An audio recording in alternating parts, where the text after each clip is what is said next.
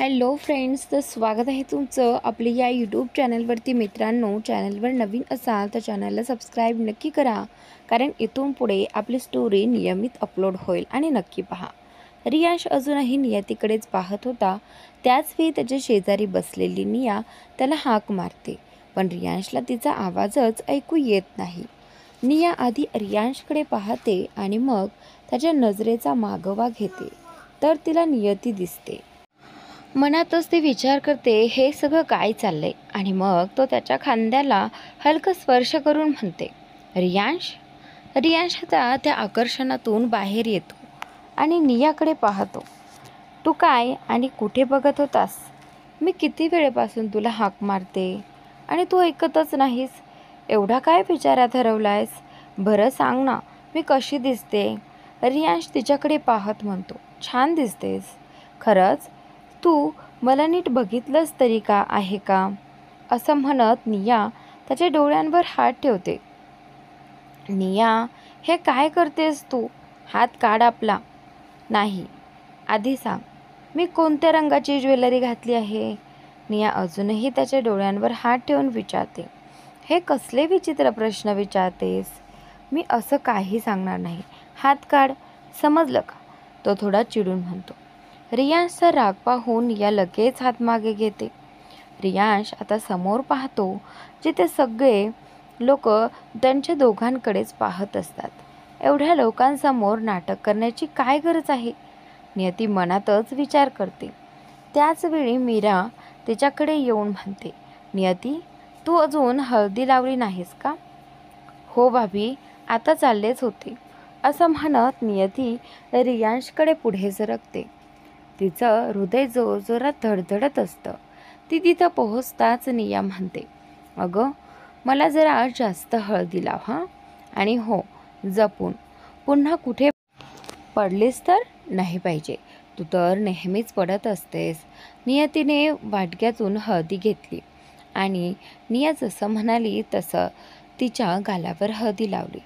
मग शांतपणे म्हणाली, तुझी इच्छा होती ना, मी ती पूर्ण केली. निया हसत तिच्याकडे पाहते. नियती आता रियांशकडे वळते, पण निया तिला थांबवत म्हणते, त्याला हळदी लावायची गरज नाही तुला. असं म्हणून ती नियतीच्या हातातून हळदीचं वाटकं घेते आणि परत ठेवते. रियांश आणि नियती दोघेही तिच्याकडे आश्चर्याने पाहत राहतात. नियती निघून जायला लागते, पण रियांश तिचा हात धरून तिला थांबवतो. अगं, असं कसं जाशील तू? जोपर्यंत तू मला हळदी लावत नाहीस तोपर्यंत हे काम पूर्ण होणार नाही, असं तो म्हणतो. पण त्याच्या डोळ्यात काहीतरी वेगळं चमकत असतं. नियती काही बोलत नाही, हातातलं वाटगंही उचलत नाही. ती मनातच विचार करते, याचा हेतू नेमकं काय आहे? रियांश स्वतः हळदीचा ग्लास घेतो आणि तिच्या हातात देतो. लाव मला, असं म्हणतो. नियती अजूनही त्याच्याकडे बघत राहते, पण काही बोलत नाही. तेवढ्यात रियांश तिचे हात धरतो आणि स्वतःच्या चेहऱ्यावर हळदी लावतो. नियती दचकते, आपला हात झटकून घेते आणि तेथून निघून जाते.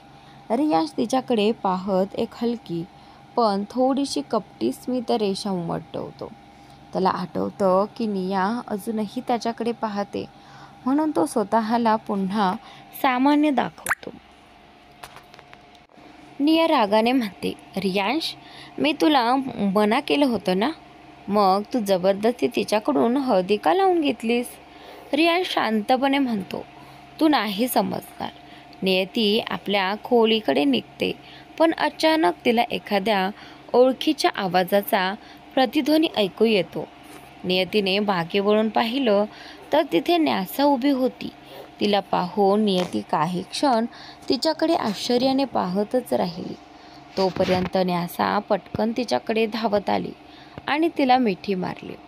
दी, I miss you, I miss you, Nyasa उत्साहाने म्हणत होती. नियतीही आता तिला घट्ट मिठी मारते. काही क्षणांनी ती तिला सोडून म्हणते, पण तू तर उद्या येणार होतीस ना? हो, यायचं तर मला उद्याच होतं, पण तुमच्याशी भेटायची घाई झाली म्हणून आजच आले, न्यासा हसत म्हणते.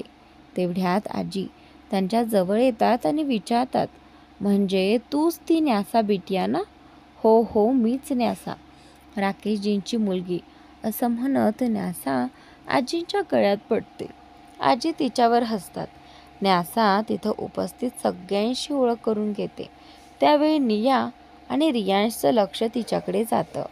निया आश्चर्याने विचारते, ही कोण आहे? तुला माहिती आहे का? रियांश मान हलवून नाही म्हणतो. हळदीची विधी आता संपली होती. संध्याकाळ झाली होती आणि सगळेजण मेहंदीच्या तयारीत व्यस्त होते. रियांश घाईघाईने बाहेर निघत असतो. तेवढ्यात इशिता काही लोकांना सूचना देत असताना त्याच्याकडे पाहते आणि आवाज देते. रियांश!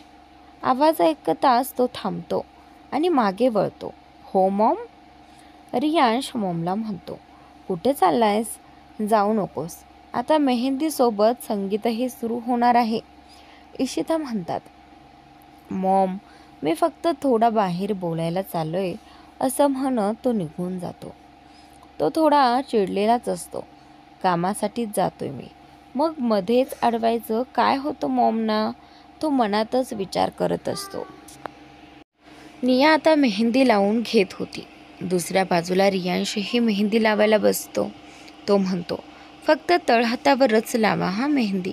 लावणारी स्त्री नियाकडे विचारते, मॅडम, होणाऱ्या नवऱ्याचं नाव सांगा ना.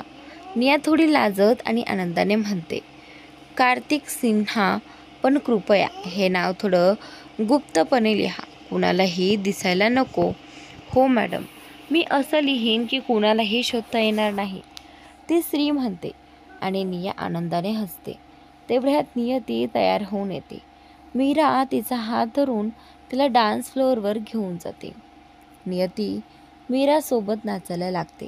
सगळ्यांचं लक्ष आता डान्स फ्लोअरकडेच असतं आणि त्यानंतर नियतीच्या चेहऱ्यावर हास्य खुललेलं असतं. खूप दिवसांनी ती एवढी आनंदात दिसत होती. आणि त्यानंतर रियांश तिचं हसणं पाहतो आणि नजर हटवूच शकत नाही. तिचं हास्य त्याला विशेष वाटतं, कारण नियती क्वचितच हसत असते.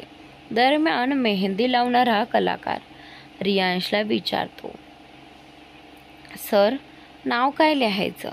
रियांश थोडा विचारात पडतो आणि नकळत त्याच्या तोंडातून निघतं, नियती. आणि त्यानंतर कलाकार तेच नाव लिहून घेतो.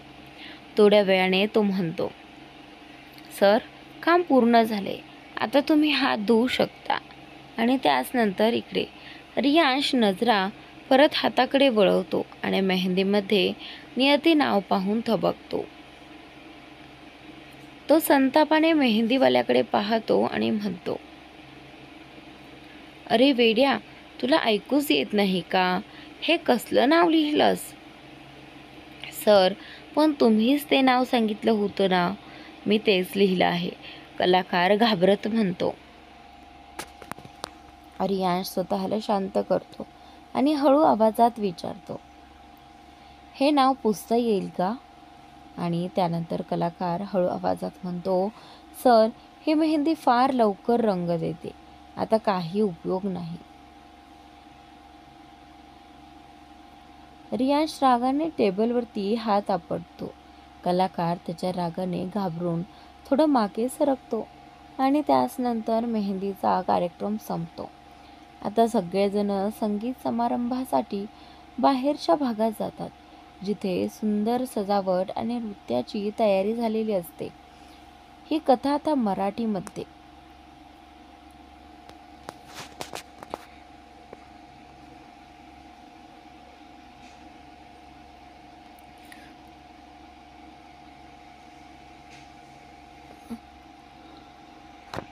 आता इकडे हा संगीत सोहळा सुरू होता. काही प्रसिद्ध आणि महागडे नर्तक डान्ससाठी आले होते. या कार्यक्रमात शहरातील अनेक महत्त्वाच्या व्यक्तींना निमंत्रण देण्यात आलं होतं. आदर्शसुद्धा आपल्या कुटुंबासोबत आला होता. त्यांच्या कुटुंबाचं स्वागत इशिता आणि मीरा यांनी केलं. नियतीने जेव्हा आदर्शला पाहिलं तेव्हा ती त्याच्या जवळ गेली. हाय आदर्शजी, ती हसत म्हणाली. हॅलो नियतीजी, आदर्शही त्याचं लहेजात म्हणाला. दोघेही हसले. ते दोघे हसताना पाहून दूर उभ्या असलेल्या अन्याने जी कोणाशी तरी बोलत होती हलकं हसून म्हटलं, वाव, हा ग्रुप तर मस्त आहे, मजा येईल आणि हसायलाही काहीतरी मिळेल. ती त्यांच्याकडे आली, पण आदर्श आणि नियतीने तिला पाहताच दोघं वेगवेगळ्या दिशेने निघून गेले. अन्या थोडी गोंधळली. मी काहीतरी चुकीचं बोलले का? ती मनात म्हणाली आणि परत मागे निघून गेली. नियती घराकडे पाहत होती. ही मुलगी अजून आलीच नाही, कारण काय सांगू याला, असं म्हणत ती पाहायला निघाली. तेव्हाच तिचा पाय लेहंग्यात अडकला आणि ती घसरली, पण आदर्शने तिला वेळेवर पकडलं. रियाश दूर कोणाशी तरी बोलत होता, पण नियती घसरल्याचं त्याच्या नजरेत आलं. ही मुलगी पण ना, कशी चालते कोण जाणे, प्रत्येक वेळी पडतेच, असं तो मनात म्हणाला आणि दोघांकडे बघत राहिला. नियती, तू ठीक आहेस ना? आदर्शने तिला उभं करत विचारलं. हो, मी ठीक आहे. पाय लेहंग्यात अडकला आणि नियती थोडी संकोचीन म्हणाली, काही हरकत नाही, मला एक कॉल करायचा आहे, मी येतो लगेच, असं म्हणत आदर्श निघून गेला. नियती परत पार्टीत आली आणि खुर्चीवर बसली. दरम्यान न्यासा तयार होऊन घराबाहेर पडली आणि त्यानंतर अचानक तिला कोणीतरी दिसलं. ती थोडी चकित झाली. अरे, हा बाईकवाला इथे? आणि त्यानंतर इकडे तिला स्वतःच्या डोळ्यांवर विश्वास बसत नव्हता. तिने डोळे मिटून पुन्हा उघडले, पण आता तो कुठेच नव्हता. तिने एक दीर्घ श्वास घेतला आणि पुढे निघाली. नियती अजूनही पार्टीत एका खुर्चीवर बसलेली होती. ती आजूबाजूला पाहत विचार करत होती. खरंच श्रीमंत लोकांची दुनिया वेगळीच असते. मग ती हलक्या हसून म्हणाली, आणि गंमत म्हणजे हा शब्द श्रीमंत माझ्यावरही लागू व्हायचा. तिच्या चेहऱ्यावर हरवलेल्या काहीतरी आठवणींचं दुःख उमटलं. पण तेवढ्यात न्यासाने तिला आवाज दिला. दी, सांग ना, मी कशी दिसते? नियती हसली, उभी राहिली आणि न्यासाच्या कानाजवळ हलकेच म्हणाली, ट्रस्ट मी, या पार्टीत तू सर्वात सुंदर दिसत नाही आहेस. काय दी, तुम्ही काय बोललात? तुम्ही वाक्य चुकवलं का काय? सोडा ना, जर तुम्हाला बरोबर बोलायचं असतं तर तुम्ही आधीच बरोबर बोलल्या असतात. मीच सांगते, या पार्टीत सर्वात सुंदर मीच दिसते, बरोबर ना दी? असं म्हणून न्यासा हसली आणि त्यानंतर ती बसली आणि म्हणाली, दी, मला काही विचारायचं होतं. त्यानंतर नियती तिच्याकडे पाहत म्हणाली, काय? तो बंदर कुठे आहे? आल्यापासून दिसलाच नाही. आणि त्याचनंतर इकडे बंदर? नियती थोडी चकित झाली. कोण बंदर? अगं, तोच नदी ज्याचं लग्न आहे आणि ज्याने तुला घरातून जायला सांगितलं होतं, न्यासा स्पष्ट करत म्हणाली. नियतीला आता समजलं की न्यासा कोणाबद्दल बोलते. अगं, पण तू त्याला बंदर का म्हणतेस? ती विचारते. आणि त्यानंतर न्यासा हसून म्हणाली, कारण मला खात्री आहे की तो बंदरासारखाच आहे. तुमच्याशी ज्या उद्धटपणे तो बोलला त्यासाठी मी त्याला बंदर म्हणते आणि भेटला तर सांगणारच. माझ्या दीला कोणी काही बोलणार. नियती तिचं बोलणं ऐकून हलकं हसली आणि रियांशकडे बोट दाखवत म्हणाली, तो बघ उधार, हाच आहे तो. न्यासा त्या दिशेने पाहते आणि मग म्हणते, हा तोच आहे? नियती मान हलवते. दी, हा तर खूप हँडसम आहे, न्यासा म्हणाली. नियती हसत म्हणाली, मला तर तो अजिबात हँडसम वाटत नाही, बंदरच बरा. नियती न्यासाला म्हणाली. न्यासा काही बोलत नाही आणि फक्त रियांशकडे एकटक पाहत राहते. नियतीलाही ते जाणवतं. तीही नजरेनं त्याच्याकडे पाहते. आणि त्यानंतर रियांशने पांढरा कुर्ता घातला होता. तो खूप आकर्षक दिसत होता. तो कोणाशी तरी बोलत होता, पण त्यालाही असं जाणवलं की कोणीतरी त्याच्याकडे सतत बघतंय. नियती आणि रियांश दोघांच्या नजरा एकमेकांना भेटतात. एकमेकांना पाहताच नियती पटकन आपली नजर वळवते. तेव्हाच ती न्यासाला पाहते, जी अजूनही तिच्याकडेच पाहत असते. न्यासा तिचा चेहरा आपल्या हाताने वळवते आणि म्हणते, आपणच पाहतोय ना त्याला. जर तू त्याच्याकडे असंच बघत राहिली तर त्याला समजेल की आपण त्याच्याबद्दल बोललोय. नियती चकित होते. तेव्हा न्यासा म्हणते, दी, तुम्ही इतक्या सुंदर आहात. त्याने तुमच्यावर लाईन मारली नाही तर नवलच. हे ऐकून नियती चिडून म्हणते, तू वेडी झाली आहेस का? काय वेड्यासारख्या गोष्टी करतेस? त्यावर न्यासा हसत म्हणते, म्हणजे दी, त्याने तुम्हाला भावच दिला नाही? न्यासाला हसताना पाहून नियती चिडते आणि म्हणते, तो मला भाव देणारा कोण?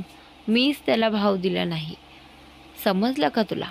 न्यासा खट्याळ हसत म्हणते, ठीक आहे दी, ठीक आहे, काहीही म्हण, पण एक गोष्ट सांगू का? मी तर त्याची आत्तापासूनच फॅन झाले.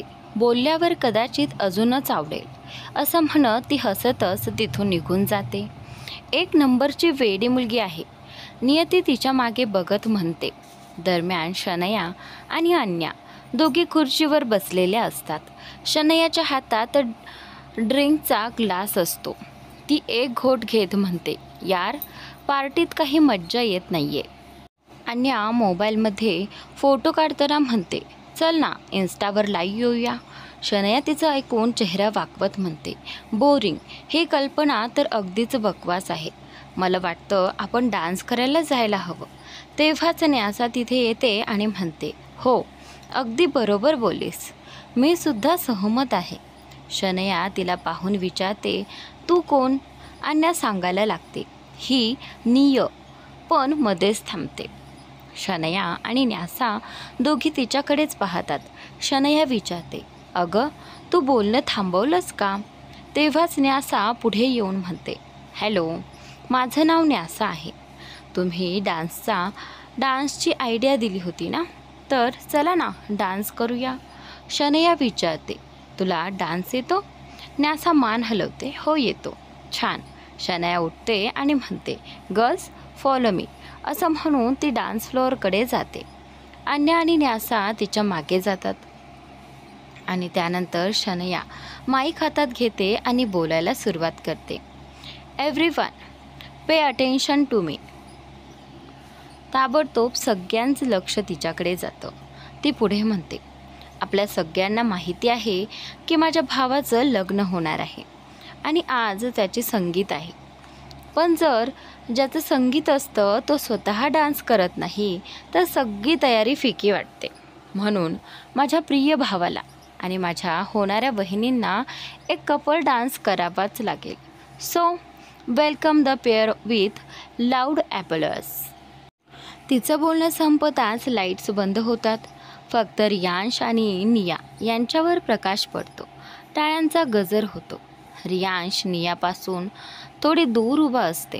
मग तो तिच्याकडे चालत येतो आणि आपला हात पुढे करतो. निया हसत आपला हात त्याच्या हातात देते. दोघं स्टेजवर जातात आणि संगीत सुरू होतं. दोघं नाचायला लागतात.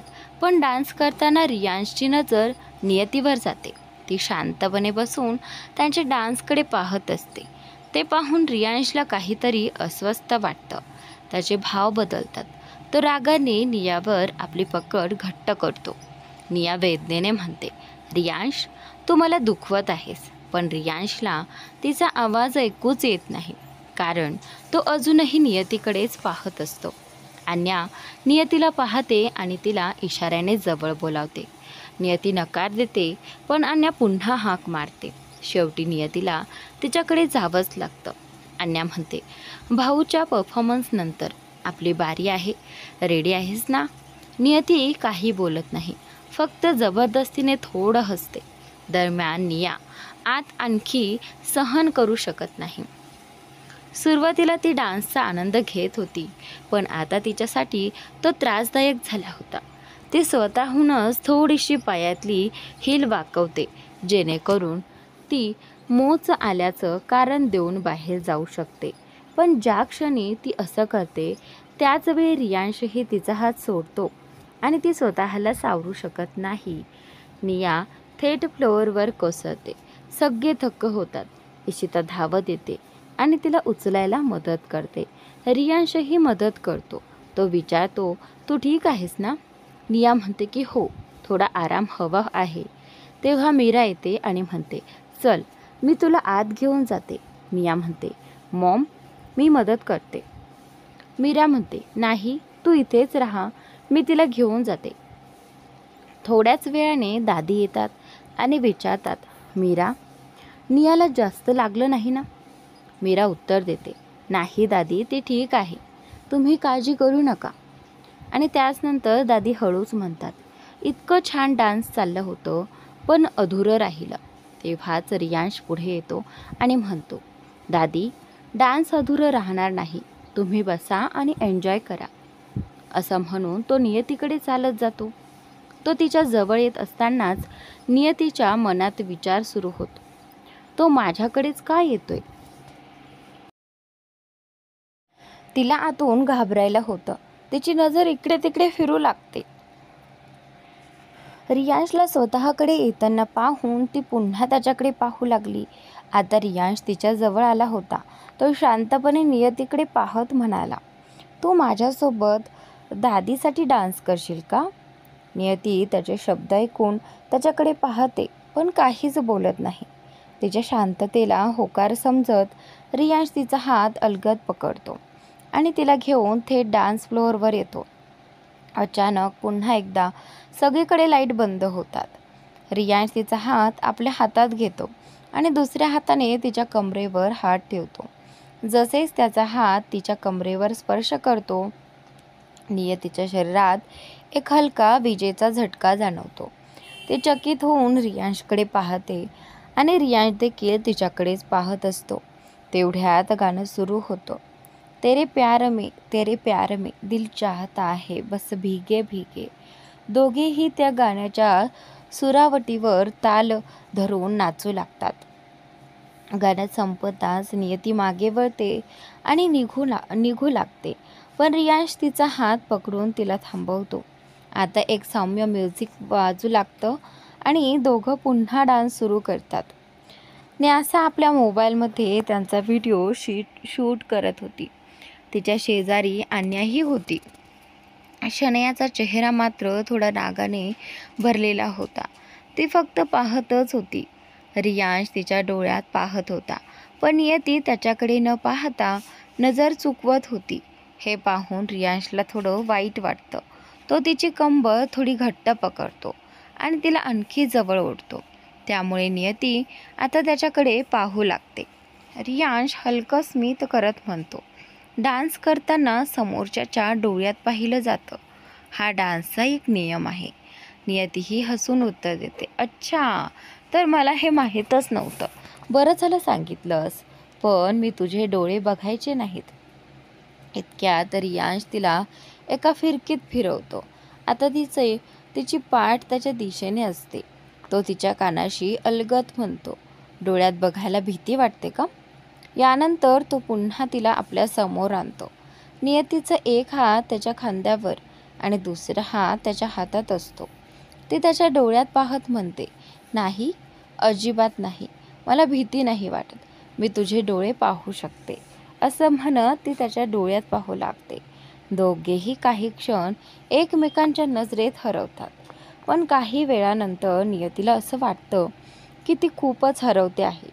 म्हणूनच ती लगेच नजर वळवते.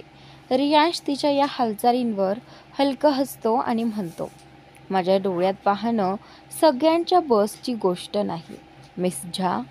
नियती काही बोलत नाही. तेवढ्यात गाणं संपतं आणि सगळीकडे टाळ्यांचा कडकडाट होतो. नियती लगेच साईडला सरकते आणि रियांशही दुसऱ्या बाजूला निघून जातो. थोड्या वेळाने शनया न्यासाला म्हणते, चल आपण दोघी एकत्र डान्स करूया. त्याआधीच आपलं गाणं निवडून ठेवलं होतं. त्यांचा डान्स पाहून सगळेच थक्क झाले. अन्या आणि नियती तर न्यासा आणि शनयाच्या डान्सच्या फॅनच झाल्या. दरम्यान इशिता नियाला घरी घेऊन येते. निया वेदनेने म्हणते, आंटी माझ्या हातांना खूप दुखतंय. इशिता तिला पाहून म्हणते, तू मुद्दाम पडल्याचा बहाणा केलास ना, म्हणजे तुला रियांशसोबत डान्स करावा लागणार नाही. निया थोडी रागाने म्हणते की हो, केलं मी मुद्दाम. पण काय करू, रियांश माझ्याशी कसं वागत होता तुम्हाला माहीत नाही. त्याने माझे हात इतक्या जोरात पकडले की बघा, त्याच्या बोटांचे ठसे अजूनही आहेत. ती हात दाखवत म्हणाली, मला सहन होत नव्हतं म्हणून मी पडल्याचं नाटक केलं. आणि त्याचबरोबर इशिता नियाचे शब्द ऐकून म्हणाली, मला माफ कर, त्याच्या वागण्याबद्दल मी तुझ्याकडे माफी मागते. आणि त्याचनंतर निया हळू आवाजात म्हणाली, तुमचा मुलगा समजायला कठीण आहे आंटी. आधी तो नीट डान्स करत होता, पण अचानक त्याचं वागणं बदललं. मी कितीही सांगितलं तरी जणू त्याला काहीच ऐकू येत नव्हतं. आणि त्यानंतर इकडे इशिता काही बोलली नाही. तिने नियाचे हात पाहिले आणि तिच्या जखमेवर औषध लावायला आपल्या खोलीत गेली. आणि त्यानंतर त्या रात्री संगीताचा कार्यक्रम संपला. पुढच्या सकाळी घरात लग्नाची तयारी जोरात सुरू होती. जरी लग्न ठाकूर हॉटेलमध्ये होणार होतं, जे दिल्लीतील क्रमांक 1 हॉटेल म्हणून ओळखलं जायचं. सध्या मीडियाला फक्त एवढीच बातमी मिळाली होती, पण त्यांना अजून कोणतंही अधिकृत आमंत्रण दिलं नव्हतं. एंगेजमेंटच्या वेळी झालेल्या चुकांमुळे त्यांनी यावेळी काहीही गडबड न करण्याचं ठरवलं होतं. रियांशला फारसा दिखावा आवडत नव्हता, म्हणून लग्नात फक्त निवडक लोकांनाच बोलावलं होतं. दादी सोफ्यावर बसून बातम्या बघत होती, तर अवदानजी मोबाईलमध्ये काहीतरी करत होते. तेव्हाच इशिता त्यांच्या हातातून मोबाईल घेत म्हणाली, आपण कसले माणूस आहात हो. आज आपल्या मुलाचं लग्न आहे आणि आपण अजून मोबाईलमध्ये गुंतलेले आहात. अवदान लगेच मोबाईल परत घेत म्हणाला, माणूस तर चांगलाच आहे इशिताजी, आणि हेच तर काम करत होतं मी. मला ठाऊक आहे आज माझ्या मुलाचं लग्न आहे, तुम्ही सांगायची गरज नाही. इशिता चिडून म्हणाली, कसलं काम करत होता तुम्ही, माझ्यासमोर खोटं चालणार नाही. अवदान शांतपणे म्हणाला, मी खोटं बोलत नाही, मग तुझ्याशी खोटं का बोलेन. इशिता प्रत्युत्तरात म्हणाली, कारण आता तुम्ही माझ्यापासून पळवाट काढत आहात. अवदानने हसत उत्तर दिलं, मी तुझ्यापासून का पळू, मी कुणासारखा भ्याड नाही, मी अवदान ठाकूर आहे. इशिता काही बोलणार इतक्यात दादी म्हणाली, इशिताबाई, सकाळी सकाळी मूड खराब करू नकोस, जा आपलं काम बघ, हा तर नालायक आहेच. तर दादीने अवदानकडे पाहत पुढं जोडलं, आता यालाच समजावून सांग. इतकं बोलून इशिता बाहेर गेली. अवदान चिडून म्हणाला, आई, तुम्ही मला नालायक म्हणालात ना, मला ते अजिबात आवडलं नाही. दादी शांतपणे म्हणाली, अगं, तुला आवडावं म्हणून थोडे बोलले का मी. जा आपल्या मुलाच्या लग्नाच्या तयारीकडे लक्ष दे. आणि त्यानंतर अवदान उठत नाही म्हणून दादी त्याच्याकडे रागाने पाहू लागली. शेवटी तो उठत म्हणाला, जातोय हां, असं डोळ्यांनी घाबरू नका. तो हॉटेलकडे निघून गेला आणि दादी हसत पुन्हा टीव्हीकडे वळली. दरम्यान नियतीही उठली आणि न्यासाला उठवत म्हणाली, न्यासा, उठ ना, 7 वाजलेत. न्यासा अजून झोपेतच म्हणाली, थोडं झोपू दे ना मम्मा, अजून फक्त 7च वाजलेत. आणि त्यानंतर नियती तिचं मम्मा ऐकून कपाळावर हात मारत म्हणाली, अगं, ही मला मम्मा म्हणते, पागल मुलगी, तिची खरी आई तिला कशी झेलत असेल. आणि त्यानंतर असं म्हणत ती बाथरूममध्ये गेली. रियांशही तेव्हाच उठला होता. त्याला ऑफिसला जायचं नव्हतं, म्हणून त्याने ब्लॅक टी शर्ट आणि ब्लॅक ट्राउझर घातलं. अंघोळ न करता तो खाली आला. तो थेट दादीकडे गेला आणि मिठी मारत म्हणाला, गुड मॉर्निंग दादू. दादीने हसून म्हटलं, लोकांचं लग्न ठरतं तेव्हा ते आपल्या बायकोच्या विचारांत हरवलेले असतात. पण इथे तर उलटच चाललंय. काय रे, आज दादीवर एवढं प्रेम का? रियांश म्हणाला. दादी, तुमच्यावरच प्रेम तर कायमच असणार. आणि हे तुम्ही म्हणालात ना की लग्नानंतर बदल होतो. रियांश ठाकूर तसं कधी होऊ देणार नाही, असं म्हणत तो बाहेर गेला. इशिताकडे दादी हसत म्हणाली, सगळे आधी असंच म्हणतात, पण नंतर आणि पुन्हा टीव्हीकडे वळली. तेव्हाच मीरा आली आणि विचारलं, काय म्हणत होता दादी? त्यानंतर दादीने मिश्किलपणे उत्तर दिलं, अगं तेच ना, बायकोच्या पल्ल्यात अडकणं. आणि त्यानंतर मीरा हसून म्हणाली, देवरजी तसे नाहीत, ते फार स्ट्रिक्ट आहेत, बायकोच्या पल्ल्यात अडकणारे नाहीत. दादी हसत म्हणाली, थांब, होईल सगळं, बघशील तू. मीरा फक्त स्मितहास्य करत शांत राहिली. दादी म्हणाली, आणि त्यानंतर मीरा, माझ्या नातींना जाऊन उठव, किती झोपतील त्या. जी दादी, असं म्हणत मीरा वळली, पण तिला समोरून नियती येताना दिसली. ती म्हणाली, दादी, एक नात तर आली तुमची. दादी हसून म्हणाली. आणि त्यानंतर, अगं ही तर माझी बेस्ट नात आहे. नियती ते ऐकून आनंदाने दादीकडे धावली. गुड मॉर्निंग दादू. आणि त्यानंतर दादीने तिलाही शुभेच्छा दिल्या आणि बसायला सांगितलं. नियती बसली, मीराला शुभेच्छा दिल्या आणि मीरा वर गेली. तेव्हाच रियांश बाहेर आला आणि इशिताला साईड हग देत म्हणाला, गुड मॉर्निंग मॉम. आणि त्यानंतर इशिता हसून म्हणाली, गुड मॉर्निंग बेटा. तिने काम करणाऱ्या व्यक्तीला चहा देऊन आत जायला सांगितलं. रियांश म्हणाला, मॉम, सगळी कामं चालू आहेत, तुम्ही टेन्शन घेऊ नका. आणि त्यानंतर इशिता हसली, मी तुझ्यासाठी कॉफी बनवते, असं म्हणत ती किचनमध्ये गेली. रियांश तिथेच उभा राहिला, विचारात हरवला. आणि त्यानंतर, मी खरंच ही लग्नाची गोष्ट योग्य करत आहात का? का मला या लग्नात आनंद वाटत नाहीये? उलट मनात असं वाटतंय की सगळं रद्द करून टाकावं. तो खोल श्वास घेत म्हणाला, नाही, मी हो म्हणूनच हे लग्न स्वीकारलं आहे, नाही म्हणण्यासाठी नाही. मॉमला वाईट वाटेल आणि ती माझ्याकडून मागते तरी काय आहे, फक्त एवढंच ना की तिच्या मुलाचं लग्न व्हावं. आणि हे तर प्रत्येकाचं स्वप्न असतं. आणि मला जे वाटतंय ते असं की मी फक्त नियतीकडे आकर्षित झालो आहे आणि ते होणं साहजिकच आहे. ती सुंदर आहे, आकर्षक आहे, मनानेही चांगली आहे, फक्त थोडीशी तिची जीभ जरा जास्तच चालते. म्हणजेच आकर्षण याखेरीज काहीच नाही. थोडा वेळ स्वतःशी बोलल्यानंतर तो पुन्हा आत येतो. त्याची नजर आजीच्या जवळ बसलेल्या नियतीकडे जाते. साध्या अनारकली सूटमध्ये ती खूप सुंदर दिसत होती. तो आजीच्या शेजारी बसत म्हणतो, आजी, तुम्हाला झोप येत नाही का? इतक्या लवकर का उठता तुम्ही? आरामात झोपायला हवं ना तुम्हाला.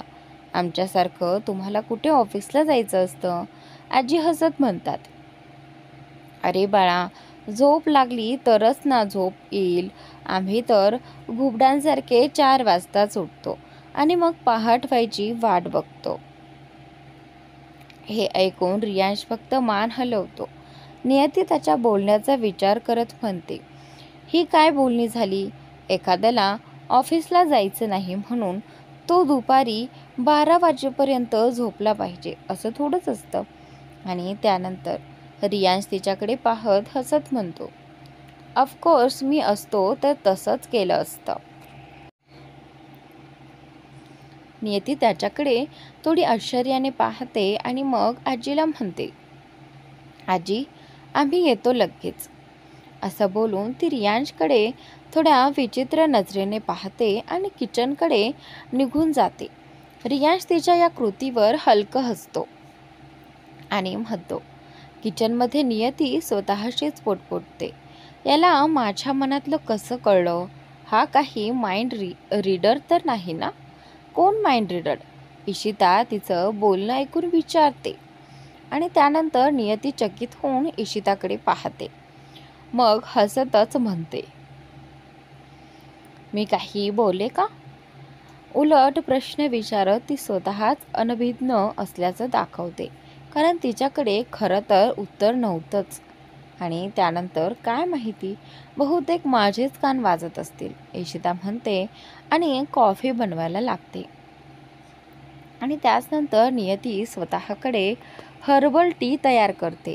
बनून झाली की ती निघते, पण इशिता तिला थांबवत म्हणते, तू बाहेर चालली आहेस ना, तर ही कॉफी रियांशला देऊन जा बरं. आणि त्यानंतर हो आंटी, द्या मला, नियती उत्तर देते आणि कॉफीचा मग हातात घेते. ती बाहेर येते तेव्हा रियांश आजीशी बोलत असतो. तिच्या हातात 2 मग असतात. एक तिचा हर्बल टी जो अगदी पाण्यासारखा दिसत होता आणि दुसरा रियांशसाठी कॉफी. ती म्हणते, ही तुमची कॉफी. रियांश एक कटाक्ष टाकतो आणि हाताने इशारा करतो, टेबलवर ठेव. नियती त्याच्याकडे रागाने पाहते, पण रियांश आता तिच्याकडे पाहत नसतो. मग ती कप टेबलवर ठेवते आणि स्वतःही जवळच्या सिंगल सोफ्यावर बसते. आपला कप रियांशच्या शेजारी ठेवून ती मोबाईल काढून नोटिफिकेशन्स तपासू लागते. नियती कपाटातून एक घोट घेते आणि पुन्हा ठेवते. रियांशही तिला फोनमध्ये गुंतलेले पाहतो आणि आपली कॉफी उचलतो, पण क्षणभर विचार करून तो आपला कप न घेता नियतीचा कप उचलतो. त्याचवेळी नियतीही चुकून रियांशचा कप उचलते आणि त्याची कॉफी पिते.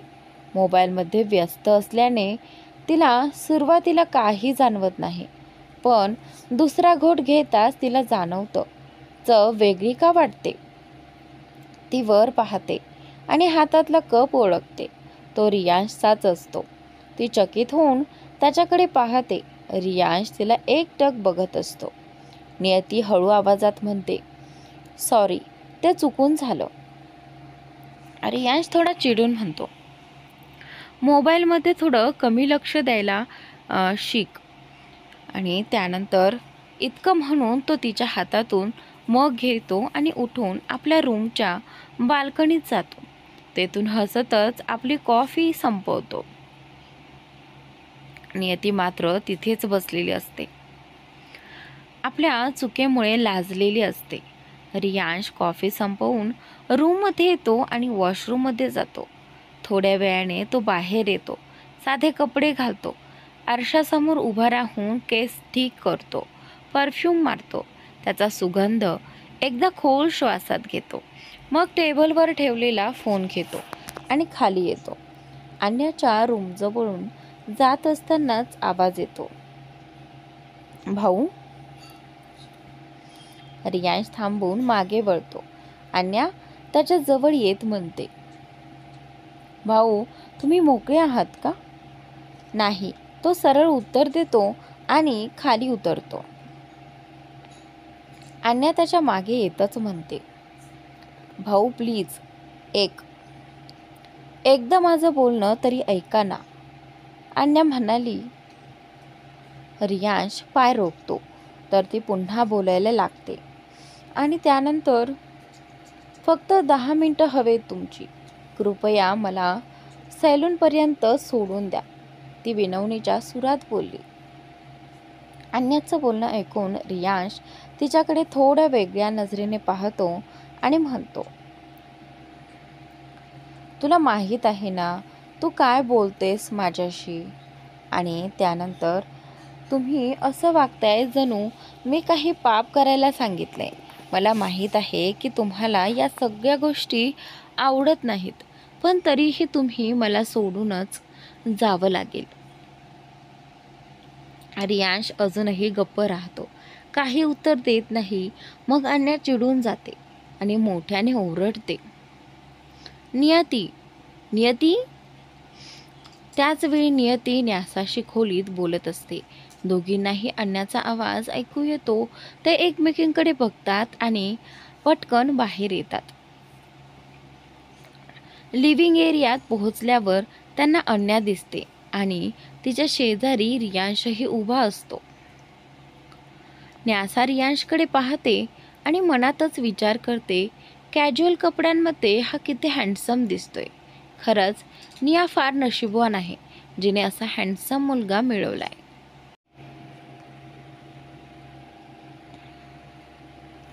नियती अन्याकडे पाहत विचारते, काय झालं अन्या, एवढं ओरडून का बोलवलं? आणि त्यानंतर अन्या म्हणते, तू माझ्यासोबत सॅलूनला येशील का? हे ऐकून नियतीचा चेहरा बिघडतो. न्यासाला लगेच आठवतं, एकदा तिनं ही नियतीला सॅलूनला जायला सांगितलं होतं. तेव्हा ती तिच्या पायापर्यंत पडली होती. पण नियती काही तयार झाली नव्हती. पप्पांनी कसाबसा परवानगी दिली होती, तीही एका अटीवर की नियतीही सोबत जाईल.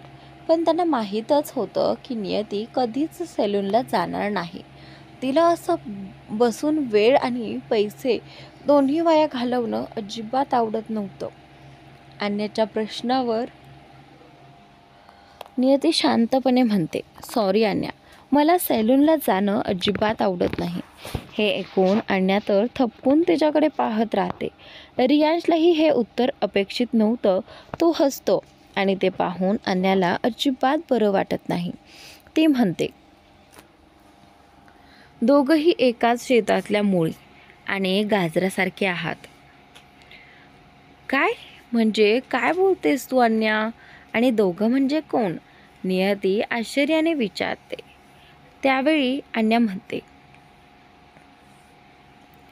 एक माझा भाऊ, या जगातला वेगळा भाऊ, आणि तू जी बहुधा दुसऱ्याच आकाशगंगेतील आली आहेस. अरे भाऊ आहे म्हणून त्याचं तरी चालतं, पण तू तर मुलगी आहेस. तुला सॅलूनला जाण्यात काय प्रॉब्लेम आहे?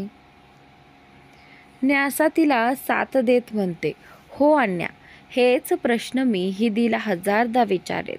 सॅलूनला जाणं काही गुन्हा नाही, पण ह्यांना काही समजतच नाही. कितीही विनवण्या करा, पाय पडून घ्या, काही फरक पडत नाही. काय म्हणावं यांना, माती की दगड? अन्या लगेच म्हणते, दगड म्हण दगड, तेच जास्त शोभून दिसेल. हो बरोबर बोललीस. न्यासा हसते. त्याचं बोलणं ऐकून नियतीचा राग वाटतो. ती म्हणते, बस पुरे झालं. रियांशचा तर टाइमपास चाललाच होता.